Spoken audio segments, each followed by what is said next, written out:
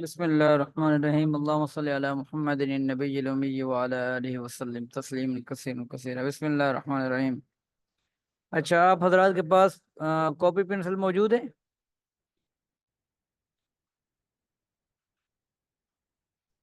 جی استاد جی۔ جی کاشف بھائی، محمد رفیق صاحب، سید فیض احمد بخاری صاحب، آپ حضرات کے پاس کاپی پینسل موجود ہے؟ جی موجود ہے جی۔ جی بسم اللہ الرحمن الرحیم، ذرا تھوڑا سا نوٹ فرمائیں۔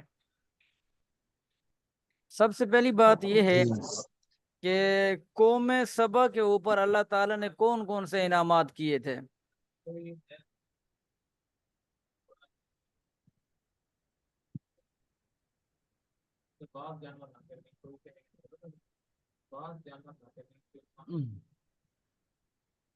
اب وہ انعامات جو ہیں وہ ہم پڑھ لیں گے، آپ ذرا اس کو خالی نوٹ کریں۔ یہ انشاءاللہ اینڈ میں آپ کے ذمہ یہ واقعہ لگاتا ہوں، اس کی مکمل تفصیل اس کے اندر لکھی ہوئی ہے، تو آپ حضرات نے اس کا مطالعہ کرنا ہے۔ جو مین پوائنٹس ہے وہ میں آپ کو لکھوا دیتا ہوں، باقی آپ سب نے اس واقعے کا مطالعہ کرنا ہے۔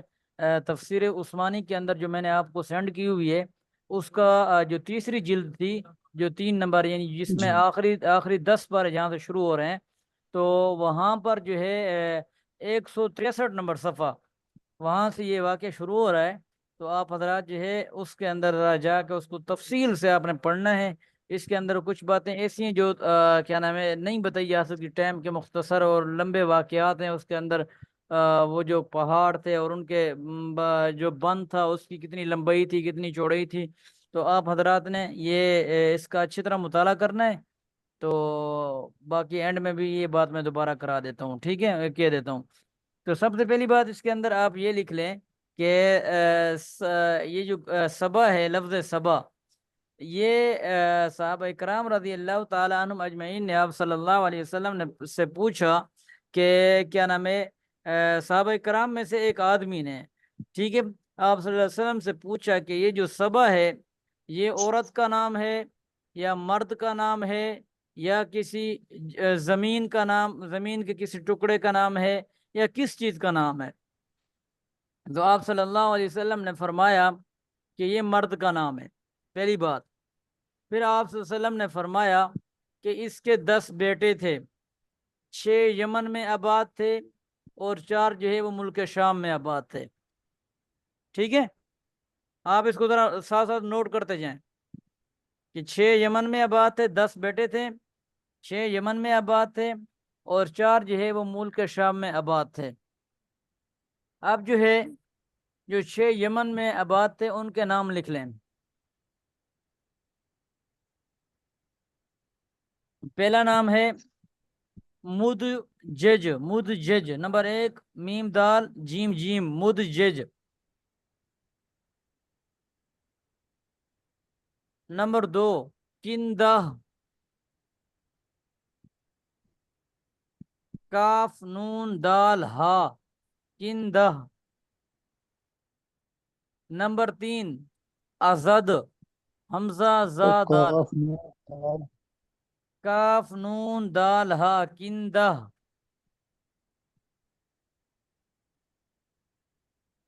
نمبر 3 ازد، حمزہ زا دال، ازد۔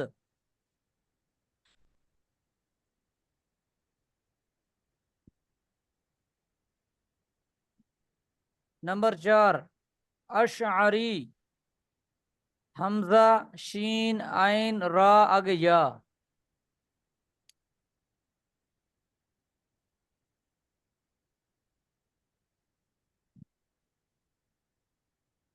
نمبر 5 انمار،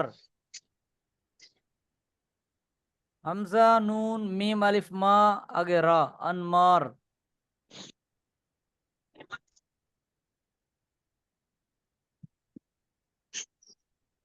نمبر 6 حمیر، حا میم یا اگرا، جی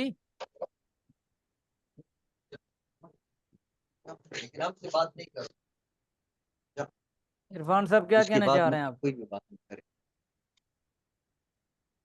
جی استاد جی، نمبر ایک نام انمار छठा جی कौन सा है? انمار، اور چھٹے نمبر پہ ہے حمیر، حامیم یا را، حمیر۔ یہ اس کے 6 بیٹے تھے اور یہ یمن میں آباد تھے۔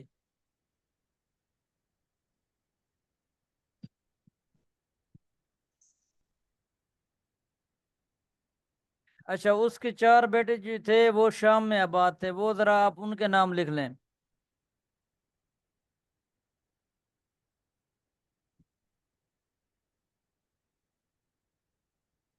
نمبر 1 لخم، لام خامیم، لخم۔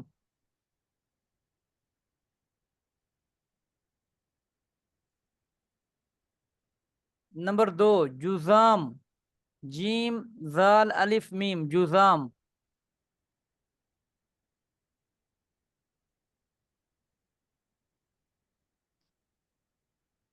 نمبر 3 عاملہ، عین الف عا میم لام ہا، عاملہ۔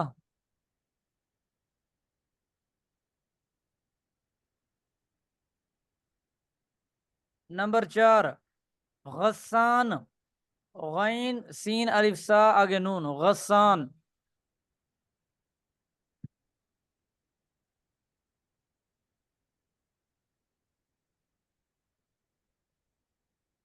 جی لکھ لیے آپ نے؟ جی لکھ لیا۔ جی یہ ٹوٹل 10 تھے، ان میں جی سے جو استاد جی 6 تھے وہ یمن میں آباد تھے، اور 4 جو تھے وہ ملک شام میں آباد تھے۔ اب اس کے اندر تھوڑی سی شام۔ تفصیل ہے کہ بعض حضرات نے یہ کہا ہے کہ یہ جو ان کے اوپر عذاب آیا تھا، یہ جو ہے اس کے بعد، یعنی عذاب کے ڈر کی وجہ سے جو ہے کچھ بیٹے جو ہے وہاں چلے گئے تھے، اور کچھ بیٹے جو ہے وہ یمن کی طرف آ گئے تھے، اور کچھ شام کی طرف چلے گئے تھے۔ لیکن بعض حضرات یہ کہتے کہ نہیں، یہ پہلے سے ہی وہ ایسے ہی مقیم تھے، کچھ وہاں تھے اور کچھ یہاں تھے، ٹھیک ہے۔ اس کے بعد یہ جو سبا ہے، سبا کا اپنا اصلی نام کیا تھا؟ اس کا اپنا اصلی نام تھا عبد شمس، عبد شمس اس کا اصلی نام تھا۔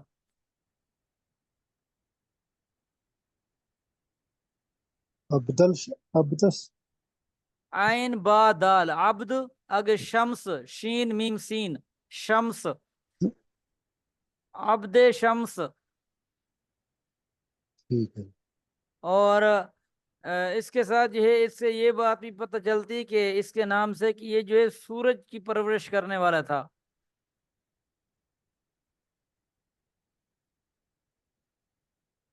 ٹھیک ہے۔ اچھا، اس کے بعد جو ہے اس آدمی نے نبی ٹھیک کریم ہے۔ صلی اللہ علیہ وسلم کی آمد کی پیشن گوئی بھی کی تھی، اور آپ صلی اللہ علیہ وسلم کے بارے میں اس نے اشعار بھی پڑھے تھے کیا۔ اور اب یہاں پر سوال یہ ہوتا ہے کہ عرفان بھائی کل آپ سوال کر رہے تھے کہ اس قوم کی طرف کس نبی کو بھیجا گیا، تو اس قوم کی طرف 13 انبیاء کرام علیہ السلام کو بھیجا گیا، 13 انبیاء کرام علیہ السلام کو اس قوم کی طرف بھیجا گیا، لیکن انہوں نے کسی کی نہیں سنے، ٹھیک ہے۔ اب سوال یہ ہوتا ہے کہ یہ قوم کب وجود میں آئی، یہ قوم کب تھی؟ تو اس کا جی حضرات مفسرین نے یہ جواب دیا کہ یہ جو ہے فطرت کے زمانے کے اندر یہ قوم جو ہے وجود میں آئی تھی، یا یہ قوم جو ہے اس ٹائم موجود تھی۔ اب آپ حضرات سوال یہ ہے کہ فطرت کا زمانہ کسے کہتے ہیں؟ یعنی آپ صلی اللہ علیہ وسلم اور حضرت عیسیٰ علیہ السلام کے درمیان کا جو دورانیہ ہے 575 سال تقریباً، تو یہ فطرت کا زمانہ کہلاتا ہے۔ یعنی آپ صلی اللہ علیہ وسلم اور حضرت عیسیٰ علیہ السلام کے درمیان جو فاصلہ ہے اس کو فطرت کا زمانہ کہتے ہیں، اور اسی دوران جو ہے وہ کوئی نبی نہیں آیا۔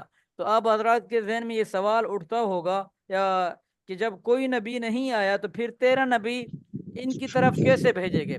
ٹھیک ہے، تو یہ اس کی طرف 13 نبی پھر کیسے؟ تو یہ بات مفسرین حضرات نے لکھی کہ یہ ضروری نہیں ہے کہ وہ 13 نبی جو ہیں وہ حضرت عیسیٰ علیہ السلام کی وفات کے بعد پیدا ہوئے. ہو سکتا ہے کہ وہ جو ہے ان کی جو کیا نام ہے پیدائش جو ہے وہ پہلے سے ہوئی ہو، اور جب فطرت کا زمانہ ہوا تو اللہ تعالیٰ نے ان کو نبوت عطا کر دی ہو، یا ان کی نبوت وہ پہلے ہی سے نبی ہوں. لیکن جب حضرت عیسیٰ علیہ السلام کے انتقال کے بعد جب یہ قوم وجود میں ہے تو اللہ تعالیٰ نے ان کو اس قوم کی طرف بھیج دیا. حضرت عیسیٰ علیہ السلام کے بعد کوئی نبی آیا نہیں ہے، لیکن ہو استاد جی سکتا ہے کہ وہ پہلے سے نبی موجود ہوں. جی جی عرفان کیا کہہ رہے ہیں آپ؟ استاد جی، ادھر فطرت کا زمانہ کسے کہتے ہیں؟ دو انبیاء کون سے ہیں جن کے درمیان کا فاصلہ؟ حضرت عیسیٰ علیہ السلام اور آپ صلی فطرت کے اللہ. زمانے میں استاد جی ادھر آواز کٹ گئی تھی، فطرت کا زمانہ کسے کہتے ہیں؟ ایک حضرت جی عیسیٰ علیہ السلام حضرت عیسیٰ علیہ السلام اور آپ صلی اللہ اچھا علیہ وسلم، یعنی ہمارے نبی حضرت محمد صلی اللہ علیہ وسلم کے درمیان تقریباً 575 سال کا، پونے 600 سال کا وقفہ بتایا جاتا ہے. تو اسی زمانے کو جو ہے فطرت کا زمانہ کہتے ہیں. ٹھیک جی ہے. پھر سوال یہ ہوتا ہے کہ جب فطرت کے زمانے میں کوئی نبی نہیں آیا تو پھر یہ 13 نبی ان کی طرف کیسے بھیجے گئے؟ تو اس کا جواب یہ دیا ہے کہ ہو سکتا ہے کہ اللہ تعالیٰ نے ان کو نبوت پہلے سے دی ہو، لیکن جب یہ قوم وجود میں آئی ہو تو اللہ تعالیٰ نے اس قوم کی طرف جو ہے ان کو حکم جاری کر دیا ہو اور ان کو بھیج دیا ہو. ٹھیک ہے. حضرت عیسیٰ علیہ السلام کے بعد کوئی نبی آیا نہیں ہے، لیکن ہو سکتا ہے کہ وہ پہلے سے موجود ہو. ٹھیک ہے. تو اب یہاں تک جی یہ کچھ باتیں تھیں جو میں نے آپ حضرات کو لکھوانی تھی. آگے جو سبق میں کوئی بات آئے گی تو پھر انشاءاللہ ہم کر لیں گے. یہاں سے جو ہے لقد کان لسبع تو فی استاد جی مسکن. جی جی اس میں مطلب کوئی رابطہ بھی ہے؟ جیسے آپ نے سبا کے بارے میں بتائی ساری، اور بتایا کہ رسول صلی اللہ علیہ وسلم کی پیشین گوئی کی انہوں نے، جی تو جی اس کے بعد آپ نے یہ فطرت کا اور اسی کی قوم کا ذکر کیا آپ نے، جی جی جس میں 13 انبیاء کو بھیجا گیا. جی کس اچھا، جی آپ کیا میں کہنا نے کہا چاہ رہے ہیں؟ اس میں کوئی ربط بھی ہے، مطلب اس کا لکھنے کے لیے، کوئی نہیں، سمجھنے کے لیے یا اس لکھنے کے؟ میں ربط جو ہے ایسا تو کوئی بات نہیں ہے، لیکن اس نے جو پیشن گوئی کی تھی نا، اس نے یہ جو تورات اور انجیل ان کتابوں کو دیکھ کر اس نے پیشن گوئی کی تھی. وہ خود سے اس نے اپنی طرف سے کوئی پیشن گوئی نہیں کی تھی آپ صلی اللہ علیہ وسلم آئیں گے آخر. انہوں نے کیونکہ یہ حضرت عیسیٰ علیہ السلام چونکہ پہلے گزر چکے تھے، اور انہوں نے اس کتاب، کیونکہ انجیل حضرت عیسیٰ علیہ السلام کے اوپر نازل ہوئی تھی اور اسی کتاب کے اندر تو آپ صلی اللہ علیہ وسلم کی آمد کا ذکر ہے، تو اس نے شاید غالباً مفسرین حضرات نے بھی یہ لکھا ہوا ہے کہ شاید اس آدمی نے ان کتابوں میں سے کسی کتاب اس کے سامنے آئی ہو اور اس نے بھی آپ صلی اللہ علیہ وسلم کی پیشن گوئی کر دی، اور اس میں اور کوئی ربط والی بات تو نہیں ہے اس میں. اور ٹھیک ہے. جی بہتر. جی جزاک جی اللہ خیر. اس کے بعد ترجمہ ہم پڑھ لیتے ہیں کہ لقد کان لسبع فی مسکنہم آیہ جنتان عن یمین و شمال کلوا من رزق ربکم واشکروا لہ بلدۃ طیبۃ ورب غفور. لقد کان لسبع، البتہ تحقیق تھے، لسبع قوم سبا، فی مسکنہم آیہ ان کی بستیوں میں نشانی. ٹھیک ہے. ان کی بستیوں کے اندر جو ہے وہ نشانیاں تھی. نشانیاں کس قسم کی تھی؟ کہ جنتان عن یمین و شمال، کہ اللہ تعالیٰ نے 2 باغ پیدا کیے تھے، ان کے دائیں جانب بھی اور ان کے بائیں جانب بھی. جنتان کا مطلب 2 باغ. اب میں نے یہ واقعہ کل تقریباً تفصیلاً بتا دیا آپ حضرات کو کہ کیا نام ہے، یہ جو لوگ ہیں اللہ تعالیٰ نے ان کے اطراف میں جو ہے باغات لگائے دیے تھے. تو یہاں پر باغات تو بہت زیادہ تھے. آپ کے ذہن میں یہ سوال آ سکتا ہے کہ یہاں پر 2 باغوں کا کیوں ذکر کیا؟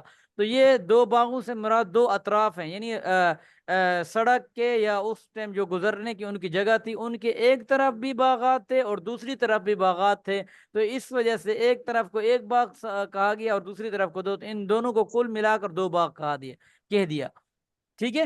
اس کے بعد فرمایا کہ کلوا من رزق ربکم واشکروا لہ، کہ تم اس سے کھاؤ، یعنی تم اس رزق کو کھاؤ، ربکم اپنے رب کی طرف، رب کی نسبت سے یا رب کی طرف سے، واشکروا لہ اور اس کا شکر ادا کرو. اس کے بعد فرمایا کہ بلدۃ طیبۃ، یہ جو شہر ہے یہ پاکیزہ ہے، ورب غفور، اور رب جو ہے وہ بھی غفور الرحیم ہے. اب اس کا کیا مطلب؟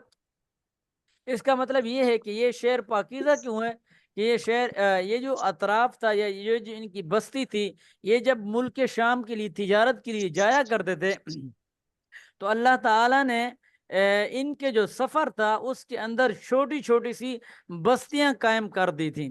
بستیاں بھائی مانا جیسے آج کل ہم اگر لاہور سے جاتے ہیں فیصل آباد تو بیچ میں کئی شہر آتے ہیں تو بندہ، تو اس زمانے میں کیونکہ ٹریفک وغیرہ تو یہ تو سسٹم نہیں تھا، تو یہ لوگ پیدل جاتے تھے یا جس طرح بھی جاتے تھے، اونٹوں پر جاتے تھے یا جس طرح بھی جاتے تھے۔ تو اللہ تعالیٰ نے ان کے جو سفر تھا اس کے اندر چھوٹی چھوٹی سی بستیاں بنا دی تھی تاکہ یہ لوگ جو ہے یہ اپنا ذہن کے اندر یہ بٹھا کر جائیں کہ اگر میں یہاں سے چل رہا ہوں یا میں یہاں سے جا رہا ہوں تو میں فلاں جگہ پر پہنچ جاؤں گا اس ٹائم تک، اور میں جا کے وہاں پر آرام کر لوں گا یا کھانا پینا جو ہے وہاں پر کھا لوں گا۔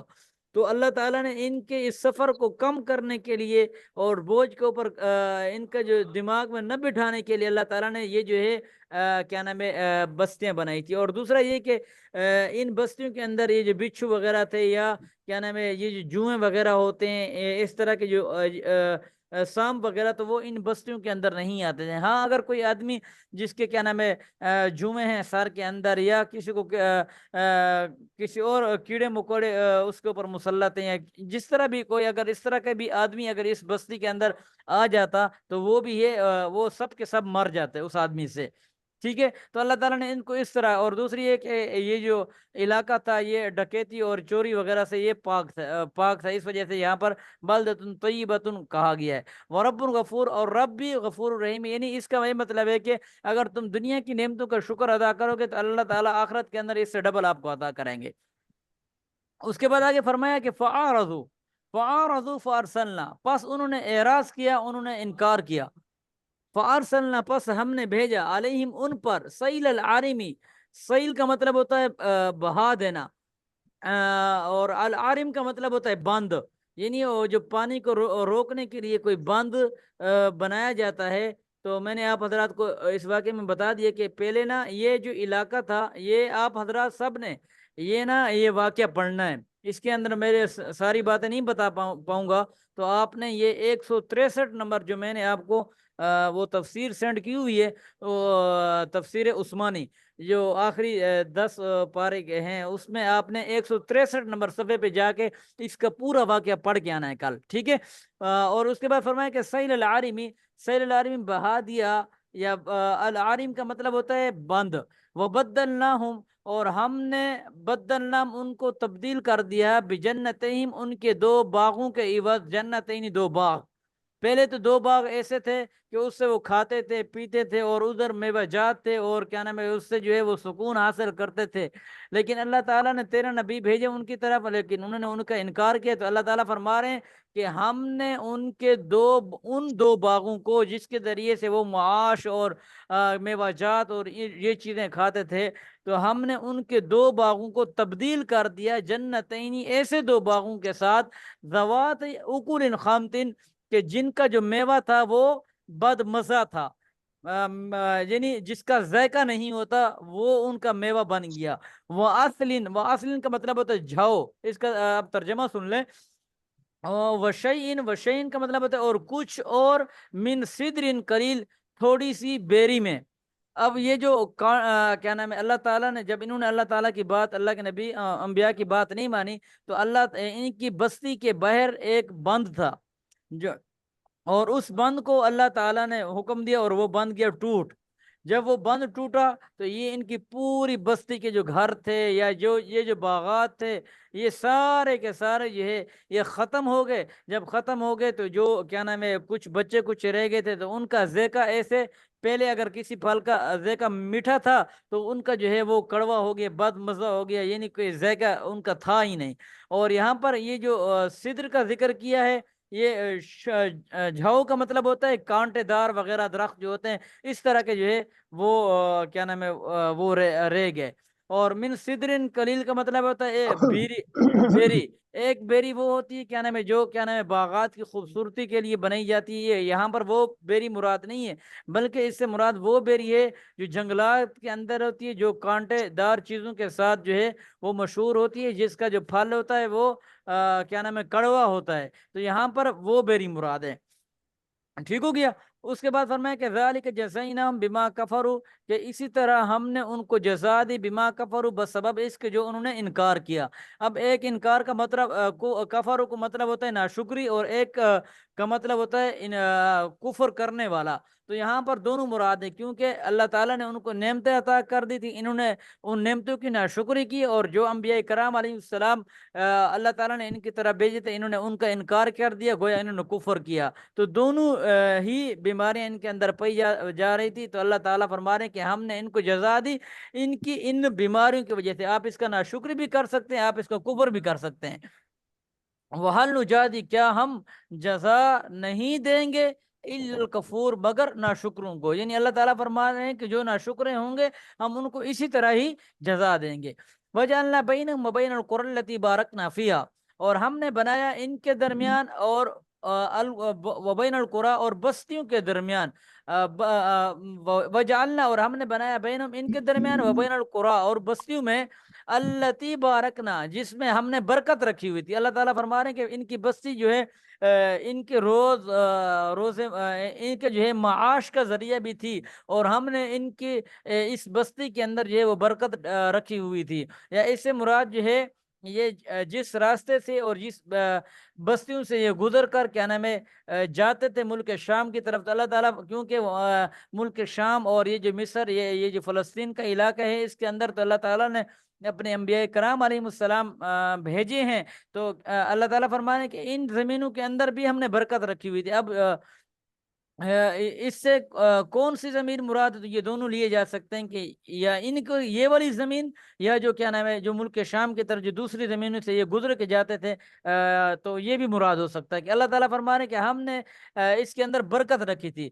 فیہا قرآن ظاہرتن فیہا قرآن ظاہرن کا مطلب ہے ایسی بستیاں ظاہرتن کا مطلب ہے جو رائے راست پر نظر آتی تھیں.